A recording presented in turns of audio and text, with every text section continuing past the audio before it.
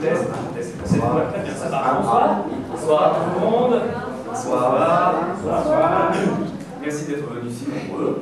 Voilà. Bonsoir, je m'appelle Simon. Je m'appelle Karl, et si nous sommes tous réunis ce soir, c'est à cause de ma machine à laver.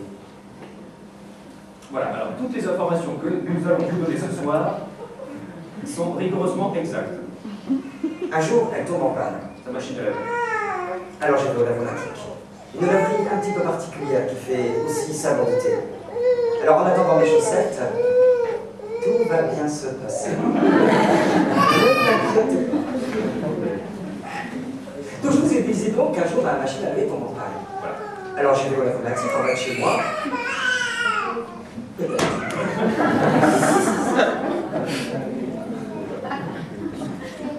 Alors, cette machine à laver tombée en panne m'oblige à descendre dans la laverie en bas de chez moi.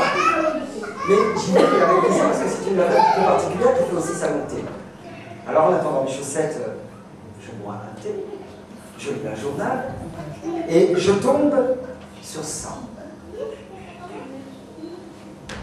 Ceci est un canard en plastique. Il est utilisé depuis septembre 2008 dans le cadre d'une expérience scientifique de la NASA pour mesurer les effets du réchauffement climatique. Cette expérience est menée par Alberto Béard, expert en robotique.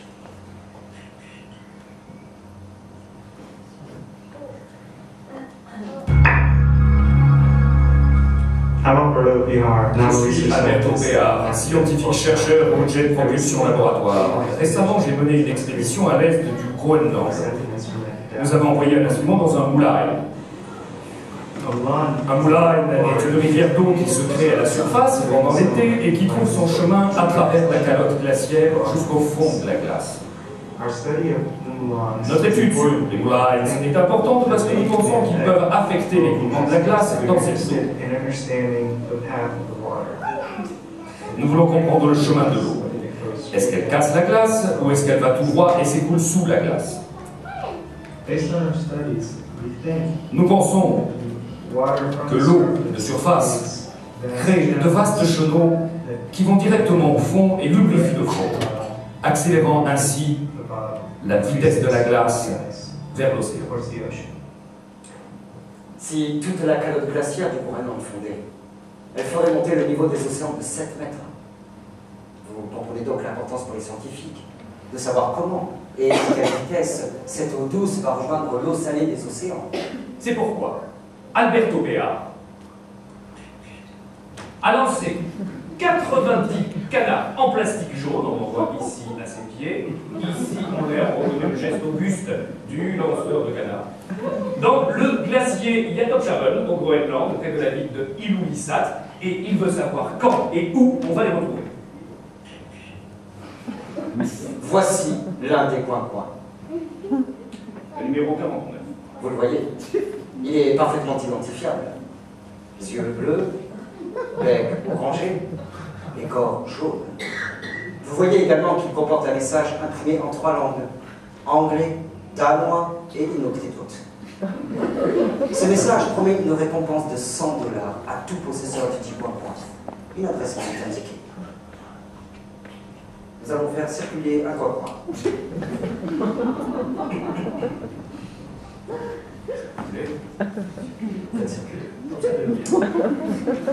Il y a aujourd'hui dans le commerce quantité de canards en plastique, de tout type, format, couleur, pour les petits, aussi pour les grands d'eux. Mais observez bien celui-ci. Taille, couleur des yeux, aspect, origine de fabrication, auto, Chine, évidemment. Vous pouvez constater qu'il est en tout point comparable à celui de la NASA. À cette différence près que la NASA a acheté le sien 2 $ et que nous avons acheté le nôtre 6 € dans le centre-ville de Bordeaux. C'est pourquoi vous comprendrez comment on tient à récupérer ensuite. Pourquoi utiliser ces canards en plastique dans une expérience scientifique? Alors, essentiellement pour 2 raisons. Le plastique a été inventé pour être solide et durable. Mais d'abord, des tests ont été faits avec des balises et des sondes GPS, mais les pressions sous les glaciers sont tellement énormes que ça n'a pas été concluant, ça a été abandonné. Ensuite, le plastique a été inventé pour être solide et durable, je vous disais. Et nous, petits canards en plastique, ont déjà prouvé leur exceptionnelle résistance et durabilité. En 1992. Au cours d'un violent orage, en plein milieu de l'océan Pacifique, un bateau perd sa cargaison. Sous le choc des vagues, les conteneurs se détachent, tombent à l'eau, s'éventrent et libèrent ainsi 28 800 jouets en plastique. Des grenouilles vertes, des castors rouges, des tortues bleues, mais surtout des canards jaunes. Quelques mois plus tard, on en a retrouvé en Alaska, puis en Indonésie, en Australie, au Pérou. On en a même retrouvé 14 ans plus tard sur une plage du Massachusetts. Ils ont dérivé au gré des courants, traversé le détroit de Bering, sont restés prisonniers des glaces pendant plusieurs années avant de terminer leur errance sur une plage des États-Unis. La dérive des coins-coins a donné aux océanographes de précieuses informations sur la dynamique des courants et leurs changements liés aux effets du réchauffement climatique. D'ailleurs, un nouveau courant de l'océanographie est né, la Floodsametrics. Il n'y a pas encore de traduction en français. C'est l'étude des débris flottants. Ces coins-coins ont résisté aux pressions de glace, aux températures les plus extrêmes, aux courants les plus violents. Et un séjour de 14 ans dans l'eau laisse des traces. Donc une seconde.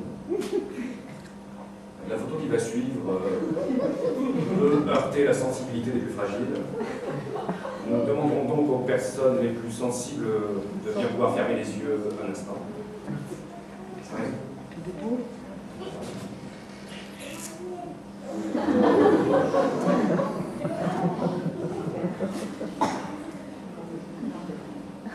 Voilà. Voilà. L'état d'un coin-coin de 1992 après un séjour de plusieurs années dans l'eau. Merci. Alors, qu'est-ce qui a bien pu faire que ce ravissant jouet d'enfant se retrouve dans cet état? Est-ce que c'est l'eau salée? Est-ce que c'est le soleil? Est-ce que ce sont les animaux, les poissons qui sont dessous? Eh bien, on ne sait pas. Prenez par exemple ce petit canard en plastique jaune que j'ai acheté l'été dernier, 1 € dans un vide-grenier sur l'île de Ré. Qu'est-ce qui a bien pu faire que ce joli petit canard, qui fut jadis neuf, se retrouve comme ça tout blablabla? Et donc c'est pas. Parce que le plastique est une invention trop récente. Nous n'avons pas assez de recul. Ce canard doit être âgé environ de 70 ou 75 ans. Parce que le monsieur qui me l'a vendu 1 € devait avoir au moins 75 ans. Il m'a affirmé que c'était son jouet d'enfant. D'ailleurs, sa femme avait la larme à l'œil. Merci, Simon. Merci.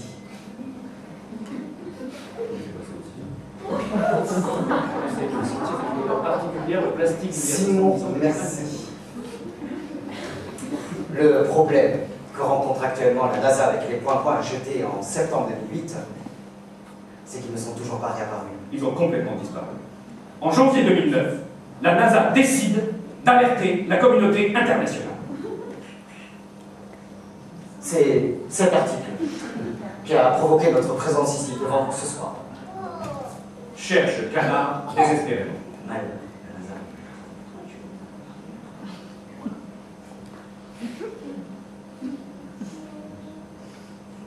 Où sont passés les points-points? Sont-ils toujours prisonniers des glaces? Où ont-ils commencé une longue errance à travers l'océan glacial arctique? Et s'ils sont déjà dans les eaux glaciales arctiques, que peuvent-ils bien devenir? Que peuvent-ils nous raconter sur ce nouveau monde? Et si nous appreniez que les glaces fondent plus vite que prévu? Ou si nous révélions de brusques changements dans les courants marins? Ou que l'océan arctique va être libéré des glaces beaucoup plus tôt que prévu? Et que donc, de nouvelles routes maritimes vont s'ouvrir? Et que donc, il faudra une semaine de moins à un point-point fabriqué en Chine pour arriver dans nos boutiques à 4 €. Et que donc, nous allons enfin pouvoir exploiter les richesses du sous-sol, le pétrole en particulier, et par conséquent, consommer encore plus de points-points en plastique, puisque les plastiques sont des dérivés du pétrole. Il faut retrouver ces points-points plus vite, pour aider la science, qui peut elle-même aider les gouvernants à prendre les bonnes décisions pour l'avenir de la planète. Nous avons décidé de partir à la recherche de ces points-points. Nous sommes sur leur trace. Nous sommes le bureau des chercheurs de Coin-Coin. Le BCC. Alors, vous vous demandez comment cherche-t-on un Coin-Coin? Tout d'abord, avec des paléoclimatologues, des glaciologues, des tribologues, des océanologues, des météorologistes et autres spécialistes. En rôle ou en piste. Nous tentons d'établir le parcours théorique de ce petit palmipède en plastique. Ensuite, nous contactons toute personne susceptible de croiser son chemin, et aussi toute personne susceptible de connaître une telle personne. Vous êtes peut-être cette personne. Ou vous connaissez peut-être cette personne. Regarde. Ici commence le parcours des coins-coins. Ils ont été lâchés ici, à 40 km du front du glacier qui libère les icebergs que vous voyez là. Ceci est la langue glaciaire. Elle fait 40 km de long sur 6 km de large. C'est au milieu de cette soupe de glace, d'iceberg de rollers, que l'on peut d'abord retrouver un coin-coin. Au bout de cette langue glaciaire, la bouche. La baie de Disko, D-I-S-K-O, les villes, Inuit-Sat, la côte ouest du Groenland, et puis après, ensuite, le grand océan glacial arctique. Ces images quelque peu aléatoires et tremblantes ont été prises par un de nos chercheurs. Il enquête sur place et il alerte toute la population. Et ce soir, nous avons prévu de nous connecter avec lui en direct pour avoir les dernières informations. Nicolas? Oui. Je configure. Je pense que le satellite est bien placé. Je pense que vous allez avoir une assez bonne communication. Voilà, moi j'ai tout préparé. Miracle de la science. Là, voilà, on va voir. Oui. Ah, voilà. Bonjour Sébastien. Bonjour, nous sommes en direct de Villeneuve-sur-Lot. Bonjour Sébastien. Nous avons l'image. Sébastien. Sébastien, nous sommes en direct à Villeneuve-sur-Lot. Sébastien, il est Sébastien. Oui, allô? Allô? Allô, C'est bon, ça. Bonjour Sébastien. Bonjour. Eh bien, nous sommes, oui, en direct du Groenland. Et plus précisément.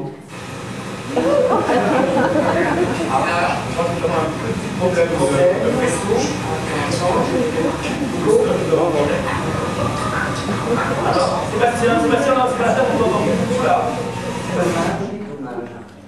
Oui, c'est bon. Alors, ce que Sébastien voulait dire, en fait, c'est très important, c'est que la NASA a complètement oublié de marquer sur les coins le message en calamité.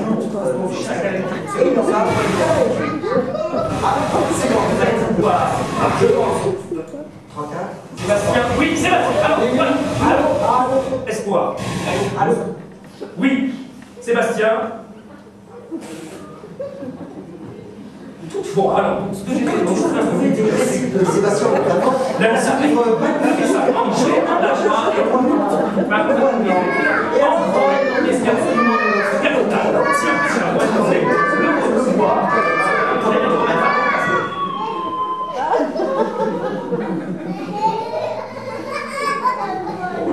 Il est bien sûr. bon, vous voyez, la quête est difficile. Le travail est grand. Nous avons besoin de toutes les énergies. Oui. Vous pouvez nous aider. Si vous êtes une explorateur, exploratrice, Si vous êtes un ou une scientifique et que vous travaillez en zone arctique. si vous êtes une ornithologue qui travaille sur les écosystèmes dans les régions polaires, Si vous êtes un ou une ethnologue qui travaille sur la corrélation entre les problèmes d'adaptation au monde moderne et les problèmes de suicide, de violence dans le monde inuit, ou alors si vous travaillez sur la disparition du rêve dans le monde inuit. si vous êtes une responsable politique invitée à constater sur place la fin prochaine de ce monde, Si vous êtes un ou une cadre qui travaillait dans l'industrie du pétrole, du gaz, de l'uranium ou du diamant et que vous prospectez dans cette zone.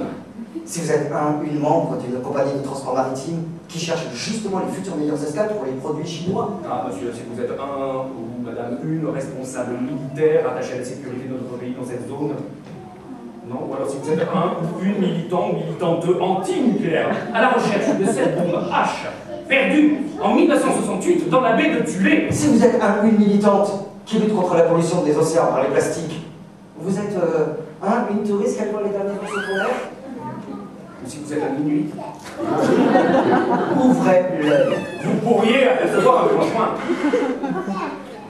Mais même vous, ici, à Villeneuve-sur-Lot, vous pouvez aider la recherche.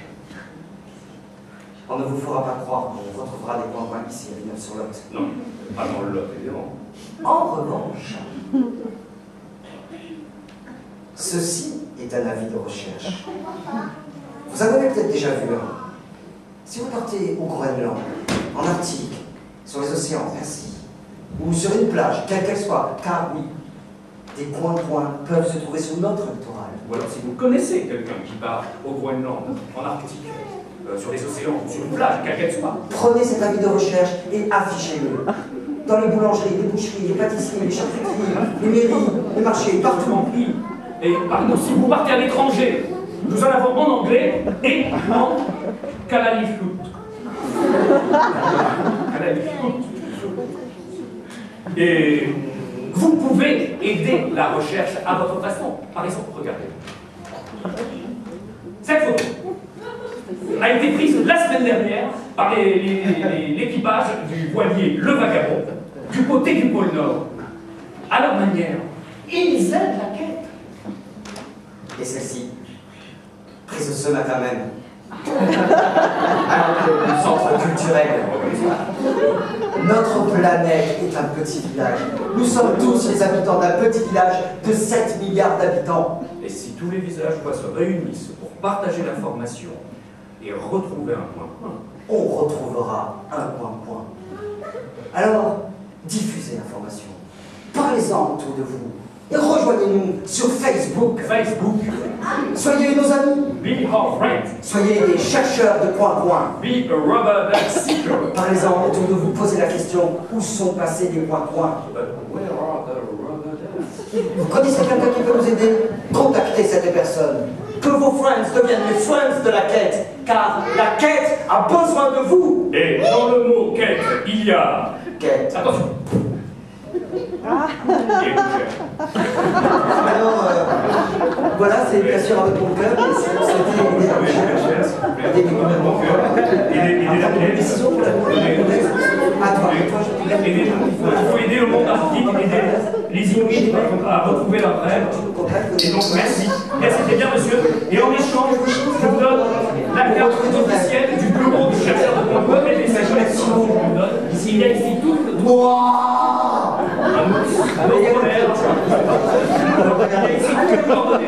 Le bureau de chercheurs de Point et sa page Facebook. Aidez les scientifiques à trouver les bonnes solutions. Ils les donneront à nos gouvernants qui sauveront la planète. Aidez-nous s'il vous plaît, mesdames et messieurs, n'hésitez pas.